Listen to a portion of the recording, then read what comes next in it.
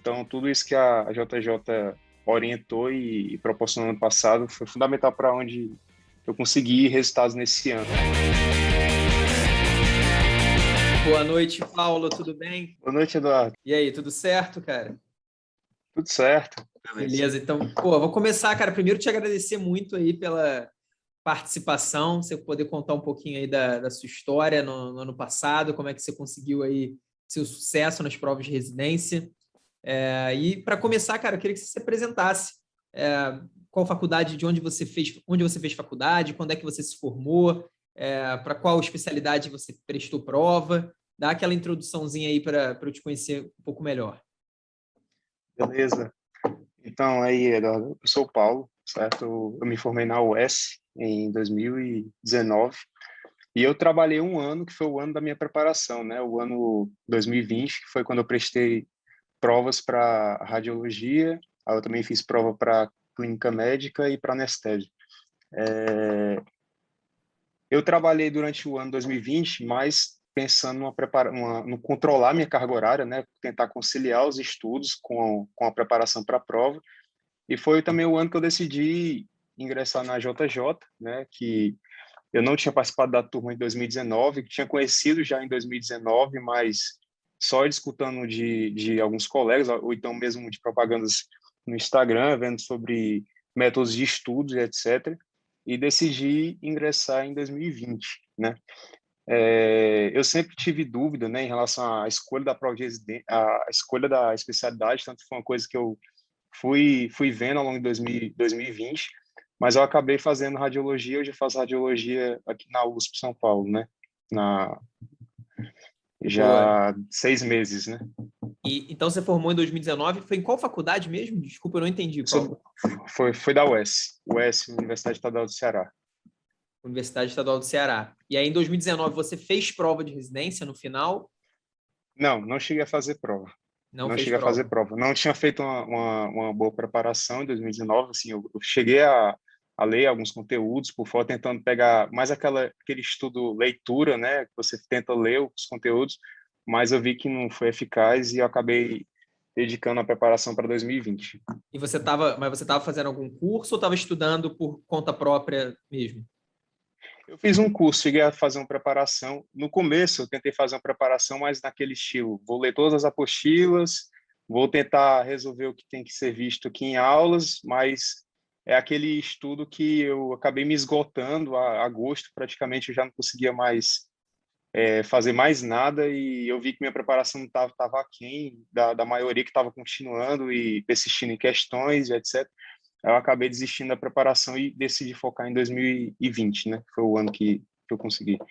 Então, isso é interessante, Paulo, porque já contextualizando aqui, você cometeu o erro em 2019, que é o erro que, sei lá, 80, 90% das pessoas cometem, que é exagerar no estudo teórico e colocar pouca ênfase no estudo prático, né? Para qualquer coisa que a gente vai aprender na nossa vida, sempre a prática ensina mais do que a teoria, sempre. Pode ser na medicina, então provavelmente você aprendeu aí mais radiologia nesses 6 meses que você está na residência do que durante toda a sua vida na faculdade. Por quê? Porque você tem prática todos os dias de radiologia. Claro que você tem que estudar também, não é só prática, mas a prática é predominante numa residência e é por isso que é o momento que as pessoas aprendem tanto. E vale para aprender o idioma também, você tem que praticar para você aprender. E é óbvio, vale para a prova de residência, então fazer questões, fazer provas, fazer flashcards baseados em questões sempre vai ser mais produtivo do que apenas ficar na leitura. Eu digo isso porque eu sei que é um erro que muita gente comete. Você cometeu lá em 2019, muita gente comete no quinto ano. Eu não sei se você chegou a estudar no quinto ano, em 2018. Não. Eu cheguei a preparar só no 6º ano mesmo. Entendi. E aí tá, 2019 você se preparou dessa maneira, não viu tanto resultado, não conseguiu tanta produtividade aí com esse estudo baseado em teoria e começou 2020. Em 2020, Isso. então, no início, você não estava na J, ou você entrou logo na primeira turma da JJ ou Eu não? entrei na primeira turma da JJ em 2020. E você ficou sabendo da gente como? Você falou de colegas ou do Foi Instagram? alguns colegas comentaram sobre o método de estudo mais aplicado, mais direcionado, né? Era também um curso mais acessível, bem mais acessível que outros, né? Na época, aí eu acabei entrando para tentar usar como método complementar para a residência, mas utilizando a mentoria, né, que favoreceu bastante ao longo do ano, que é um ponto super forte, e a preparação por questões com aquelas revisões passadas, né, que não tinha uma outra ferramenta parecida, mesmo nos outros cursos tradicionais que estavam disponíveis na época, né? E como é que foi, então? Me conta como é que foi sua preparação. Você falou aí das revisões, né? Que a gente faz revisões espaçadas, hoje a gente chama de Isso. revisão inteligente. O que você fazia? Como que era seu dia a dia de preparação?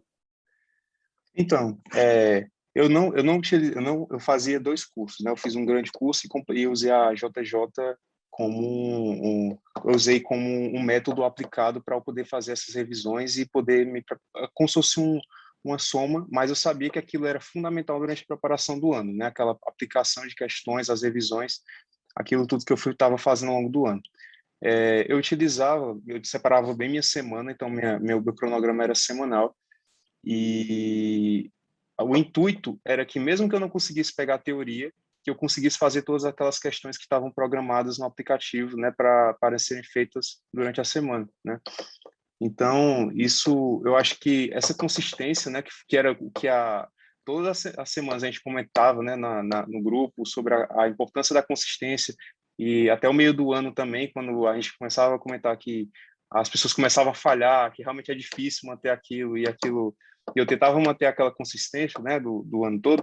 Aquilo ali foi uma das coisas importantes, né, dessa preparação. Então, eu separava ali 2, 3 dias para poder pegar aquele conteúdo teórico que eu achava que era fundamental na semana, e 2, 3 dias eu aplicava para poder fazer as questões que eu decidi fazer junto com as questões que estavam disponíveis no aplicativo. O que eu achava interessante da plataforma da JJ é que não eram tantas questões, eu conseguia controlar esse número de questões, e as questões que eu tinha dificuldade, que eu errava com alguma frequência, elas voltavam a se repetir com alguma frequência, bem mais frequente do que outros assuntos que eu estava com a relativa facilidade, né? E isso foi importante, né, desse ano. Então, eu utilizava uma semana baseada em uma leitura, na metade da minha semana, e o restante era aplicação de resolução de questões. E questões você fazia, então, 3, 4 vezes? Você não, como é que era isso?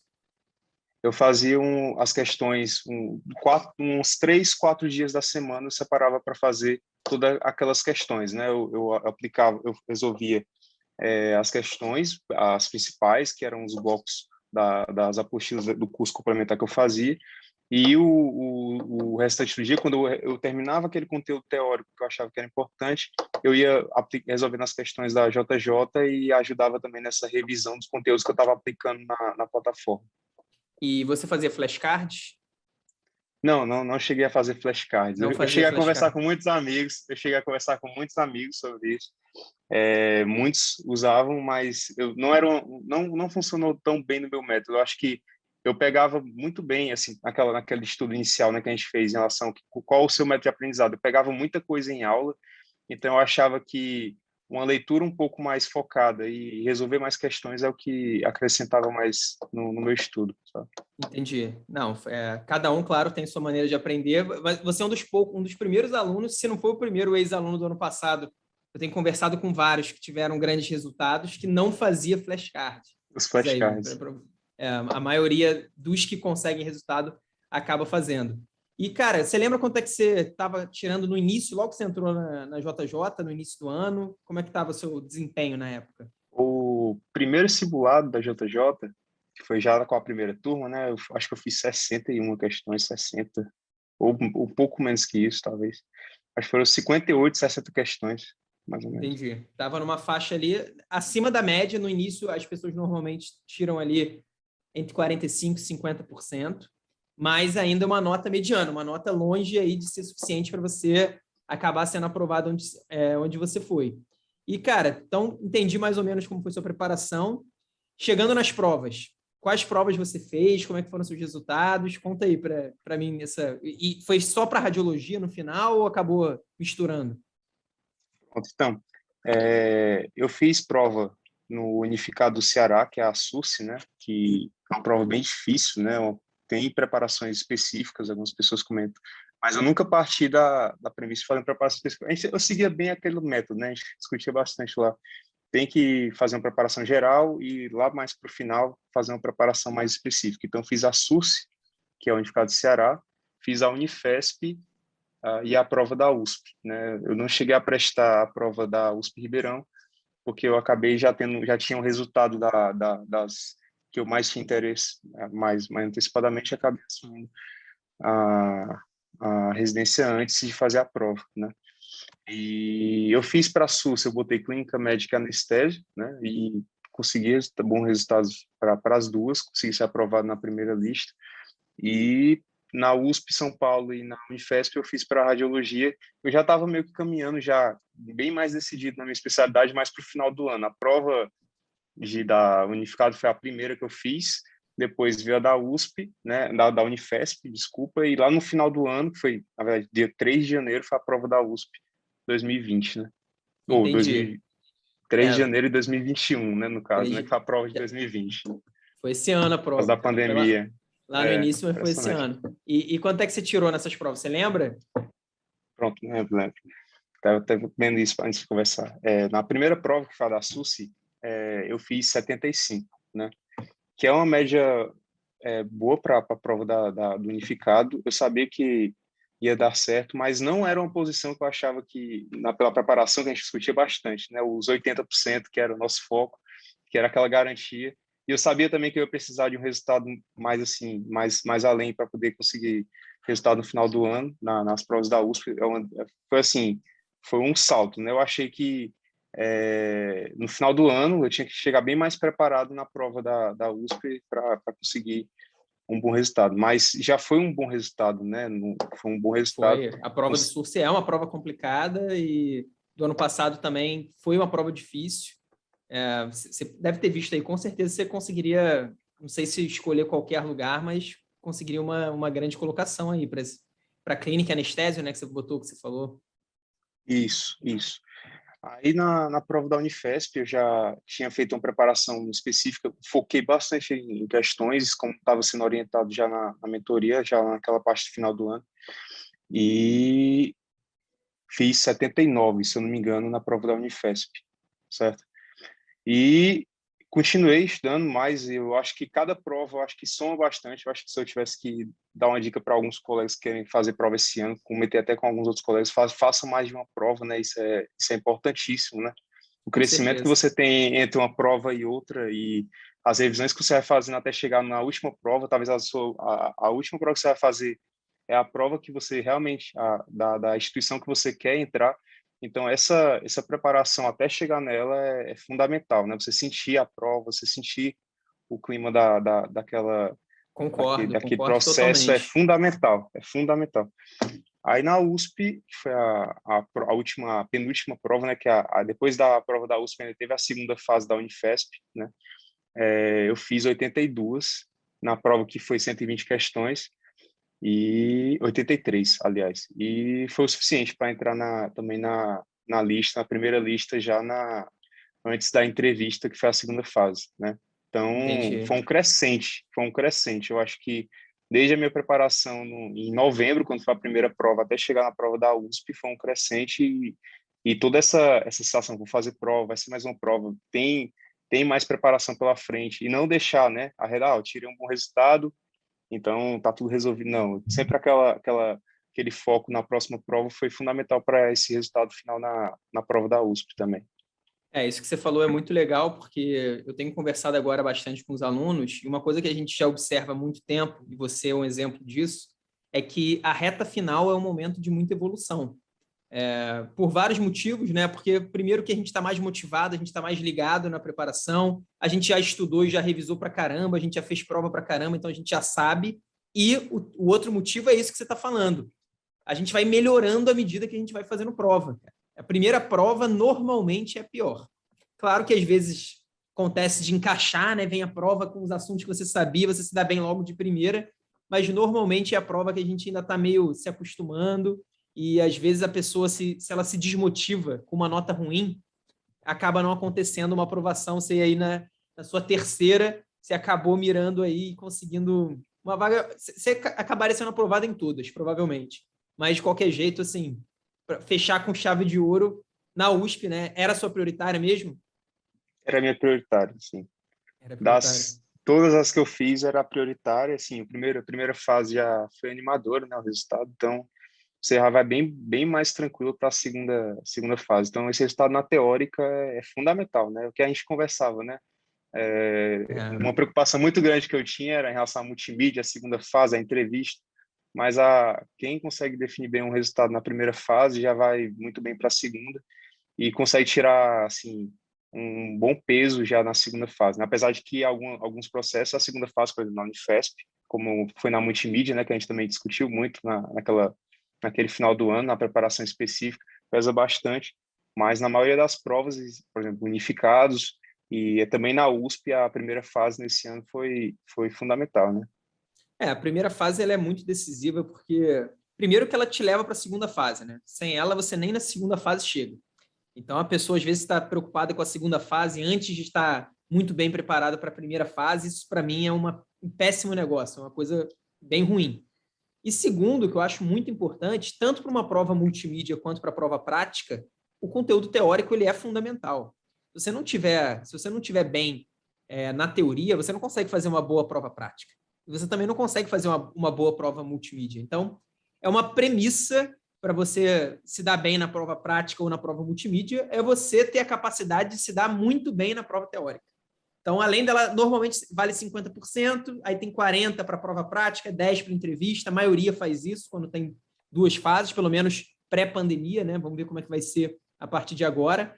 Mas, assim, a prova teórica, ela acaba sendo muito importante mesmo em todas as fases. Pô, mas muito legal, Paulo, sua história. E aí, cara, tá valendo a pena todo esse caminho? Como é que tá a residência?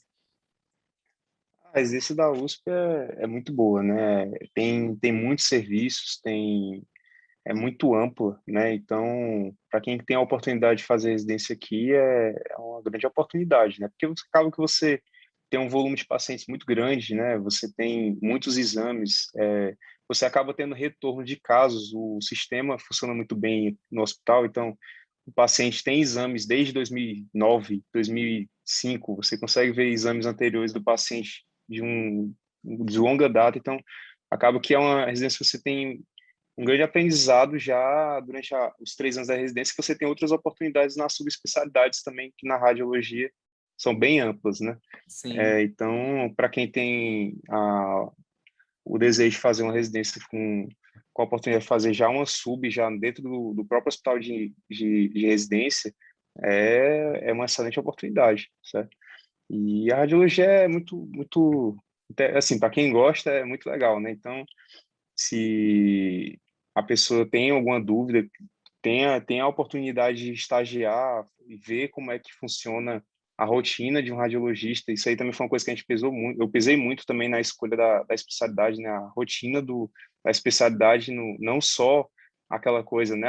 É muito interessante aquela área, mas a rotina, como é que ela funciona, né? Como é que o profissional ele trabalha no dia a dia. Então, isso foi muito importante. Foi um dos grandes motivos também para escolher a radiologia como especialidade, né? Então, fazer na USP está sendo muito bom e quem quiser falar comigo depois, perguntar alguma coisa específica sobre a residência, pode ficar à vontade que eu comento mais também.